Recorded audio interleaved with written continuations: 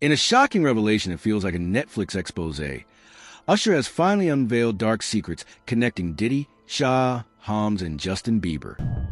I don't know, maybe in another 10 years we can talk about it and I really understand what I was doing. I'm just living in it. I'm literally, kind of being as open as I possibly can to new ideas and how things are done versus how things were done. And I'm trying not to be a person who's so conditioned to my past that I'm not considerate of how things have to be done and are inevitably being done.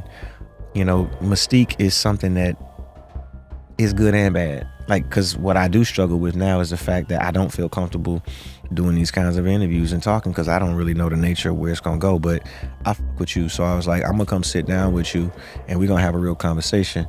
And I'm also too gonna hopefully, be comfortable enough to be able to be vulnerable and talk about life. And there's what you see, and then there's who I am, and there's some judgment that comes with that on the other side. But I don't really get concerned about that. I really am. I'm living my life, and I'm trying to be a great artist, but greater than that, a good person and a human, right? I'm gonna go through flaws, go through ups and downs, and my entire career has, kind of shown you that. Mm-hmm. Whether I was talking about it in music or just living through things, I've had some really, really tough times, and I've not had anybody to talk to about it. I've not had the opportunity to be able to kind of open up. That's why I really was so excited about this Audibles, because it gave me the opportunity to be able to kind of peel the veil back and allow you to look at where I was mentally. Tonight, we peel back the glittering facade of an industry built on mentorship and betrayal, exposing a story that even Justin Bieber's mother, Patty Millette, may have sensed was filled with danger from the very start. How did a celebrated mentor-mentee relationship transform into a saga of abuse, exploitation, and control? And what role did Usher, once seen as a guardian of talent, play in bringing these hidden truths to light? Stay with us as we uncover shocking details, piece together a timeline of infamous encounters, and ask the hard questions about power, responsibility, and the true price of fame. Reed reportedly considered dropping Usher from his label, but when Usher begged him to stay on, Reed sent him to live with Sean Combs in New York for a year to train.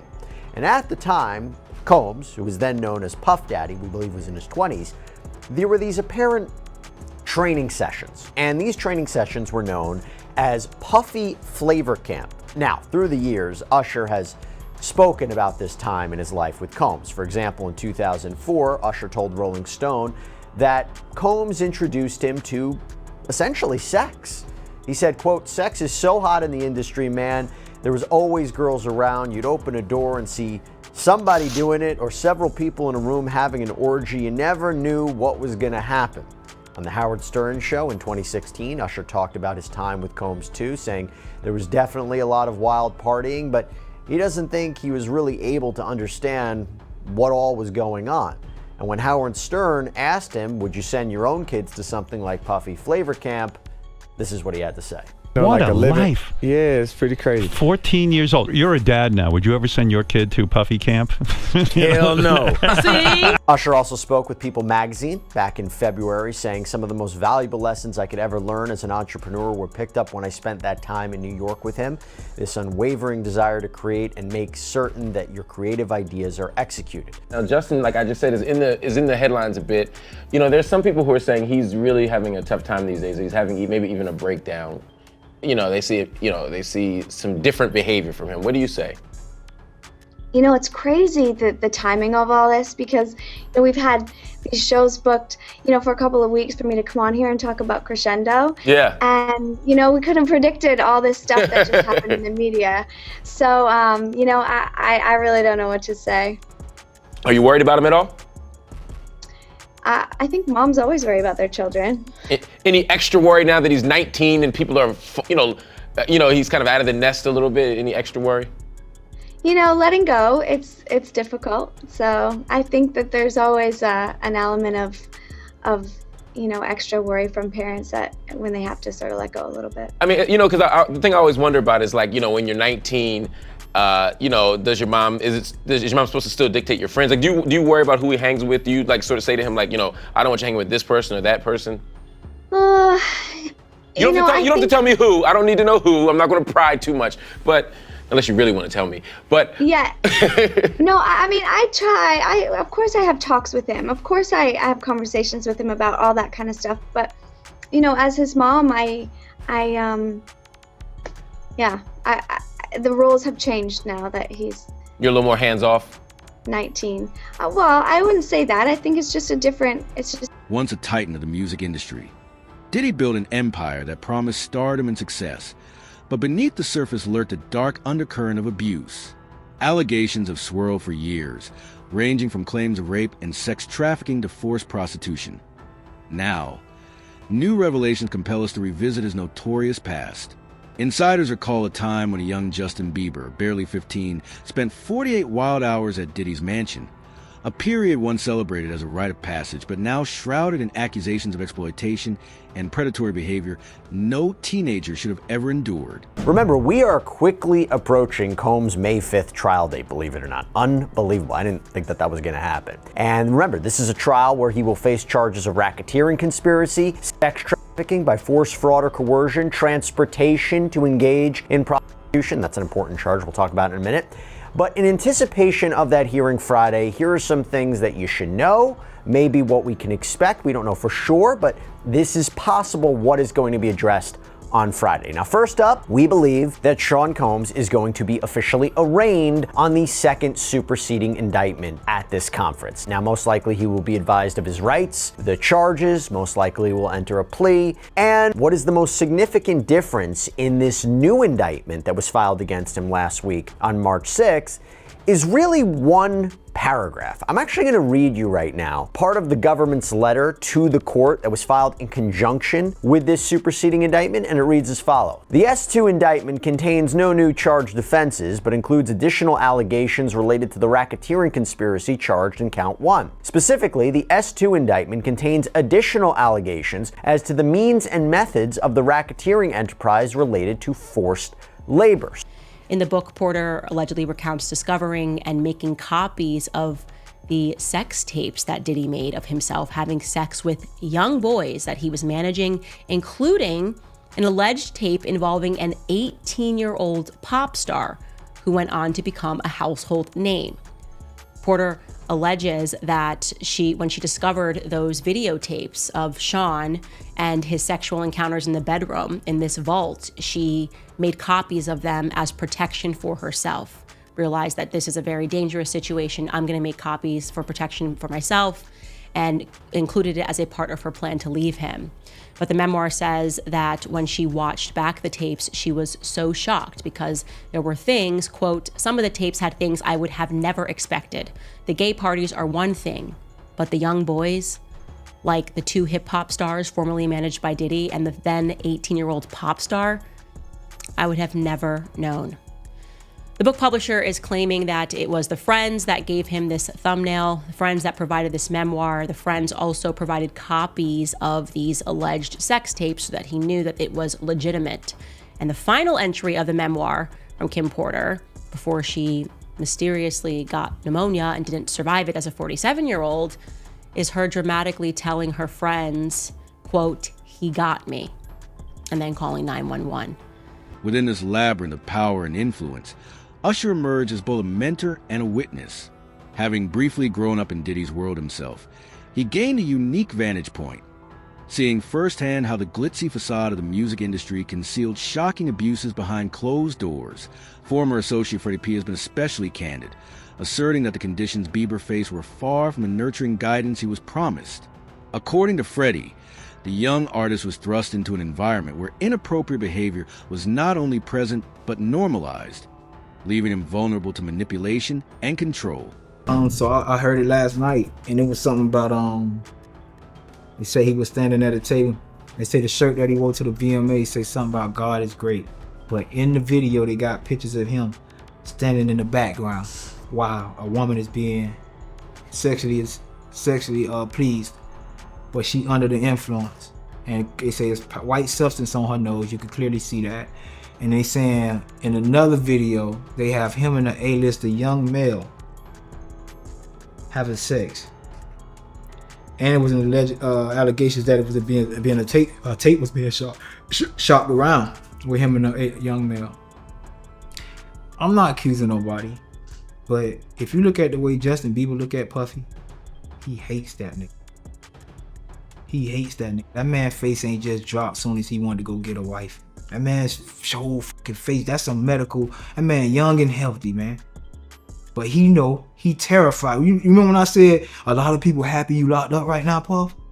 He's one of them. That's why I'm speaking. He's one of them. One of the people that you terrified who couldn't get from under your claws. That's why Puffy trying to help me get back out here. He know. These bitches want to see me fall. They want to see this. They been waiting on this. He know how many people been waiting on this. His kids know. They feeling it. Nobody calling. Nobody trying to, you know what I'm saying? And all the people that was trying to be my friends. So infatuated with a child that wasn't yours. Were you grooming that little boy? I don't even want to start those conversations because that's not your child. You know what I'm saying? And for you to keep him that close, it's like you kept him that close because he might got your secrets because he's not your child.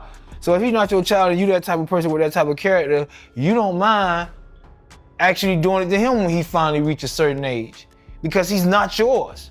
And you know in your mind he's not yours. And now you keep him real close to you. You make sure he don't go to his daddy. Why? You make sure he's separated with him and you provide him with everything he wants. Why? You got one of them little Michael Jackson secrets. He got one of them secrets that he can't tell nobody because his legacy, I mean, his manhood gonna be, and not only that, his brother no gonna look at him crazy. Only Puffy know, only God and Puffy. You talking about Quincy, right? I don't know. All I'm gonna say is, I don't know. I'll be sure, son. All I'm gonna say is, who's infatuated with another man's son now, like that?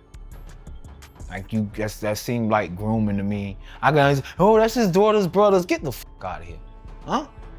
Plenty of daughters got brothers. Go show one man that do it. The unfolding drama takes on even greater gravity with explosive claims from figures like Suge Knight, whose own tumultuous history in the industry lends weight to his allegations. Knight contends that Diddy's actions were not isolated incidents, but part of a systematic effort to dominate and exploit emerging talent. Whispers have long linked powerful industry executives, such as Clive Davis, Russell Simmons, and Andre Harrell, to this dark network, further widening the scandal and adding layers of complexity. While no formal charges have been brought against these executives, their names cast a disturbing shadow over an already controversial narrative. Now, one person didn't know what the saddest thing in the world is what they did to Justin Bieber. What was that? That's sad. What'd they do to him? Because there's a lot of speculation out there, but nobody, I mean, I've heard things, but what did they really do to him? They had sex with him. When he was a kid? I hate to say that.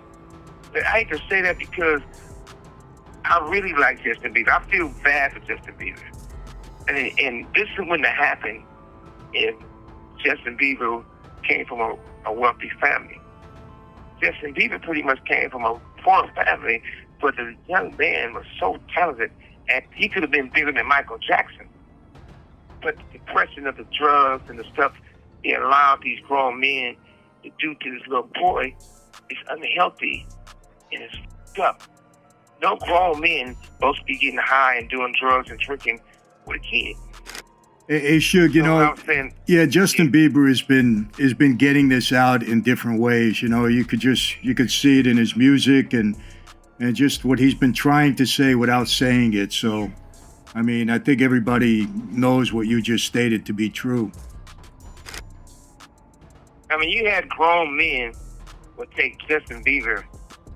A grown man take Justin Bieber when he was young to a vacation, a romantic vacation, showing pictures on the Instagram with no women, nobody else but a grown, successful man and this little kid. Usher spent the night and him and Puffy be in the same bed to do an album, and they never did one song they put out at that time. On top of that, when I met Usher, I came on one time, I'm speaking to the guy because he got good songs. That's out of respect. Like a young black man. This dude rolled his eyes at me. And so there was somebody came over and came and said, Suge, you know, don't have one of your guys do nothing to him. He a good young man, but him and Puffy got a thing. He had a thing. He said, he gave me a look like, you know. And I thought about it. The way he rolled his eyes at me, it wasn't like somebody homie or wrote it. It was like I beat up somebody man. Like I beat his, he the bitch. Like somebody to roll their eyes. Like you beat my boyfriend up. I ain't speaking to you. Really? It's one of those, right? Yeah, for sure. And the crazy thing about it is like Leslie, his mother, and everybody else said the same thing. Well, it was wrong, but if we go and get Puffy in trouble behind that, Usher wouldn't be Usher. He'd be known as the guy who got molested by Puffy, and they didn't want that. They wanted the money. For Justin Bieber, whose rise to global superstardom was fueled by early connections with Diddy and Usher, these revelations hit painfully close to home.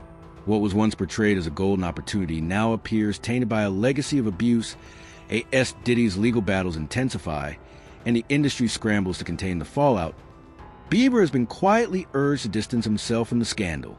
Yet, his silence speaks volumes, hinting at inner turmoil and a struggle to reconcile the promise of fame with the harsh realities of exploitation. Justin Bieber and Sean Diddy Combs have a lot of history in the industry together, but the pop star has no interest in revisiting it in the wake of the disturbing allegations against his former mentor and friend. According to a source, Bieber wants nothing to do with the disgraced rapper and is looking out for his own well-being amid the fallout from the federal sex crimes charges against Diddy. Bieber wants to protect himself, the insider said, claiming that the singer has been told that it's in his best interest to be removed from the scandal. The source remarked, Justin has been advised to stay as far away as possible from anything and everything related to Diddy. A separate source touched on the mental toll this situation has taken on Justin, who recently welcomed his first child with wife Hailey Bieber. They said, Justin is in a hard place mentally right now. It's been challenging for the two-time Grammy winner to learn about the accusations against Diddy, whom he's known since he was 15. He has such a history with Diddy, and the allegations against him have been hard to process. One thing keeping the Love Yourself singer calm amid the chaos is being a father to son Jack Blues, who was born in August. The source explained Justin is thrilled to be a dad and that it's something he's wanted for years. In fact, the insider claimed his happiness being a dad has outweighed his anxiety about Diddy.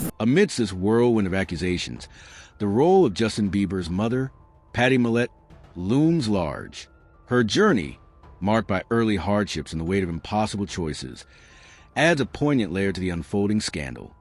Driven by hope, Patty signed Bieber's first record deal when he was still just a child, unknowingly opening the door to a world rife with predatory practices.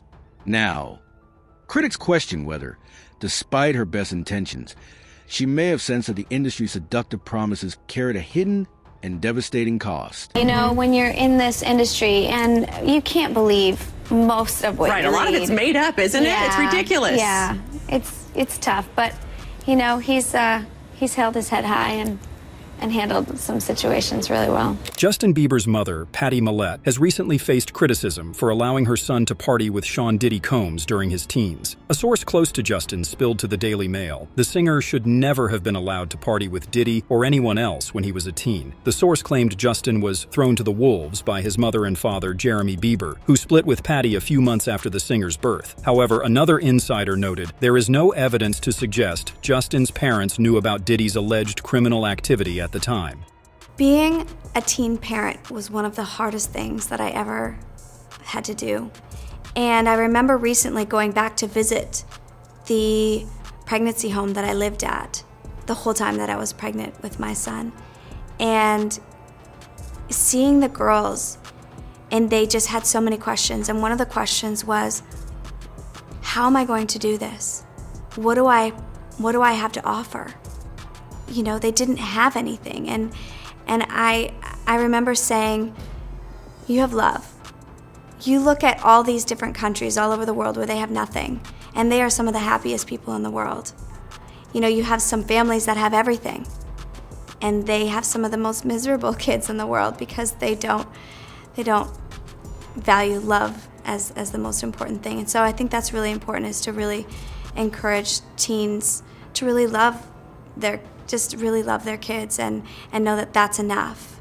I also, want to encourage teen moms to really utilize the resources available to them. There's so many amazing programs. There's even groups that you can get, support groups that you can join, and things that you can do to really be the best mom you can be.